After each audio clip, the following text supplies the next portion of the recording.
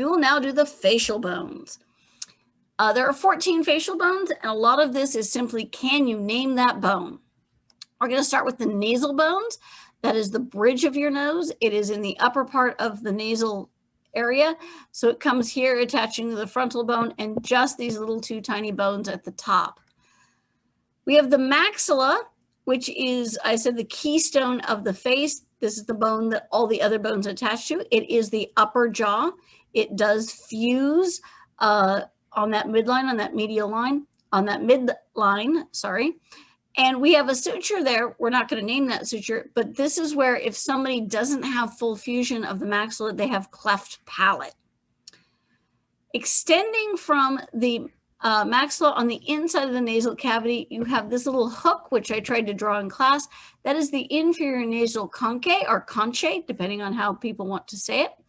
It's part of what we call the turbinates, so that the air movement in your nose is turbulent so that we can stick all the dust particles to the inside of the tissue. Also in the center, we have the vomer, which is this singular piece here. I tried to draw that as well.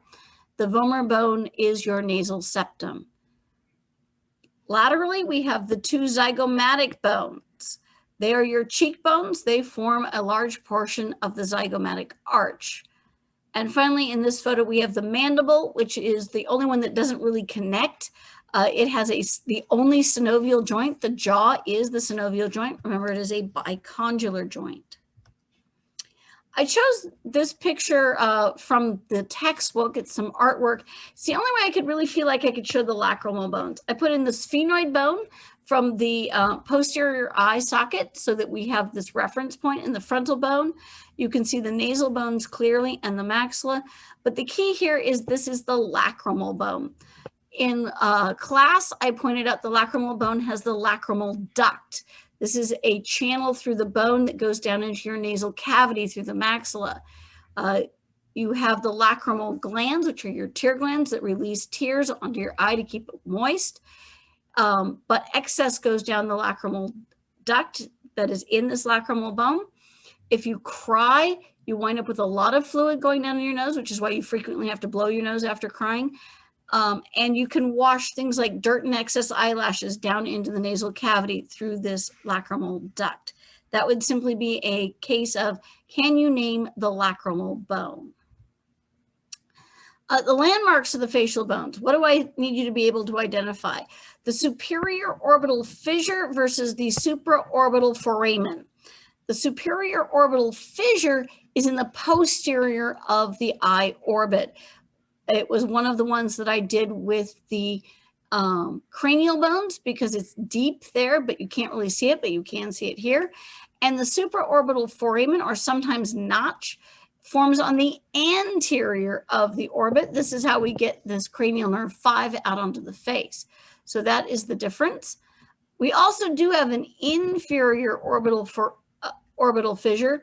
That is for blood vessels to come up to the eye. It does not connect into the cranium at all. We have the infraorbital foramen, which is in the maxilla bone.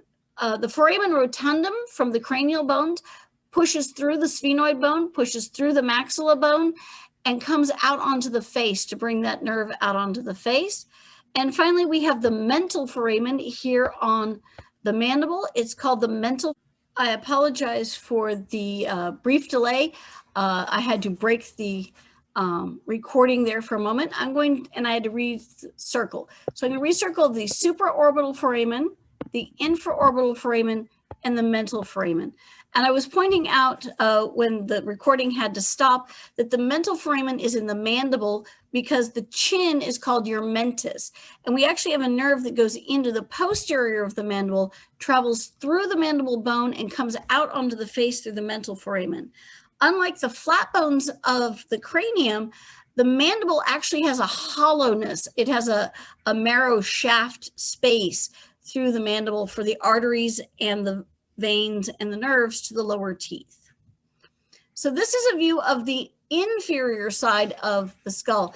And mostly what I was after here is for the palatine bones. I mentioned that these are the L-shaped bones in your skull. The bottom of the L forms the posterior third of the hard palate, the roof of your mouth. In the lab, the maxilla were bright yellow and the palatine bones were kind of a pale lavender color. Again, this is a can you name that bone?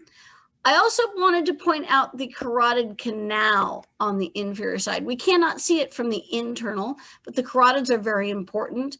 As reference, I gave the jugular foramen just so that you can see where it is, and the foramen magnum, so you can see that.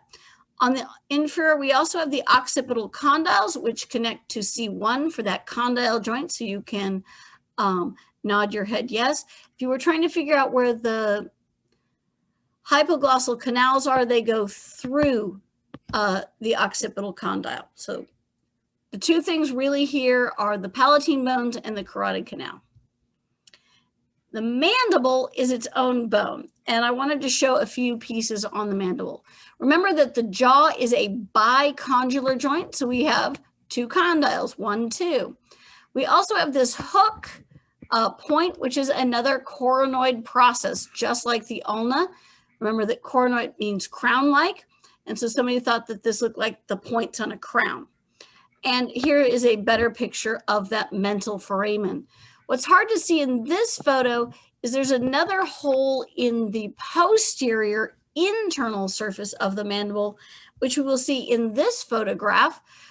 This is the internal view. We are posterior to the third molar. This is your third molar, also known as your wisdom tooth. That is the mandibular foramen. What happens is that we have a nerve that comes down, goes into the mandibular foramen. That's cranial nerve 5, part 3, just for that reference. And it's going to go through the mandible.